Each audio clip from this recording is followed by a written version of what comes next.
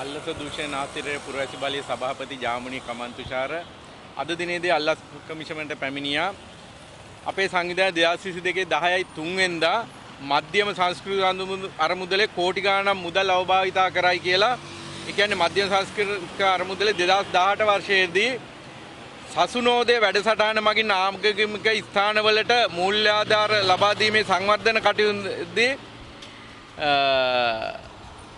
විපක්ෂ නායක දැන්ට විපක්ෂ නායක සජිත් ප්‍රේමදාස මහතා විසින් දූෂණයක් වංචාවක් සිදු කළා. ඔහුගේ කාර්ය මණ්ඩලය අමාත්‍ය කාර්ය මණ්ඩලයේ නිලධාරීන් හා වෙනත් සේවකයින්ට අරමුදලේ කටයුතු හේතුවෙන් කෝටි 3ක ආසන්න මුදලක් වංචා කරයි කියලා පෞගිය ඒ දවස්වල කතාබහට මාධ්‍යවලද ගියා. අන්නේ සම්බන්ධව අපි එදාපු පැමිණිල්ලට දැන්ට අවුරුදු 3කට ආසන්න වෙනවා. අන්නේගේ මාව කැඳවලා ප්‍රකාශත් සටහන් කරගත්තා. ඊළඟට ඉදිරි කටයුතු විමර්ශනය කරනවායි කියලා තිබුණා. මේකට වෙච්ච මෙන්න මේ ඒ සම්බන්ධව වෙලා තියෙන ප්‍රගතිය අවුරුදු 3කට ආසන්න වෙලා මෙන්න මේ වංචාව සම්බන්ධයෙන් මාධ්‍යවල එලි කරා.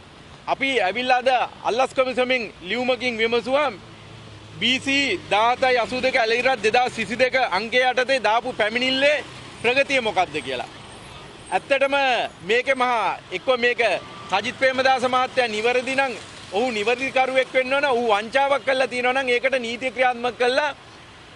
ඔහු මොන තරාතිරමේ හිටියත් ඔහුට දඬුවම නියම වෙන්න ඕන.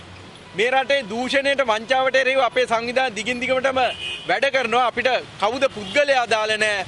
එම නිසා අල්ලස් කොමිසම මේ වෙනකොට අනුර කුමාර දිසානායක පත් වෙලා තියෙන්නේ මේකේ දූෂණයට වංචාවට එරෙහිව නීතිය ක්‍රියාත්මක කරනවා කියලා.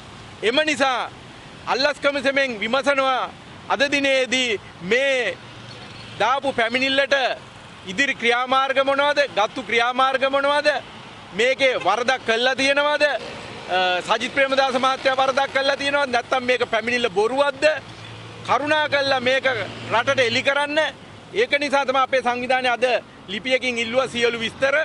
ඒ වගේම අල්ලස් කොමිසමට කියනවා ඔහු වරදක් කළා තියෙනවා නම් ඔහුට දඬුවම් ලබා දෙන්න නීතිය ක්‍රියාත්මක කරන්න. නැත්නම් ඔහු වරදක් කළා නැත්නම් ඒක රටට එලි කරන්න කියලා.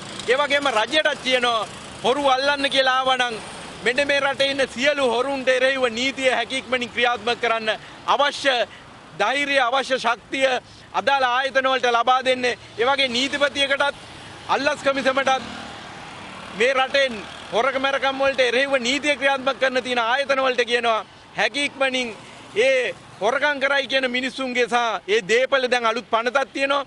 දේපල අත්පත් කරගෙන නීතිය ක්‍රියාත්මක කරලා දඬුවම් ලබා දෙන්න කියලා. එම නිසා මේ රජයේත් වගකීමක් තියෙනවා.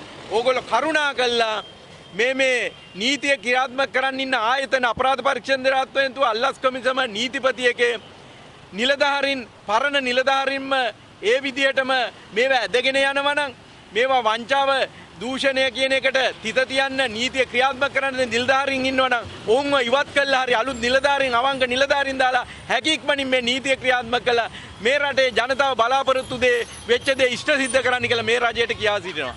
ස්තුතියි.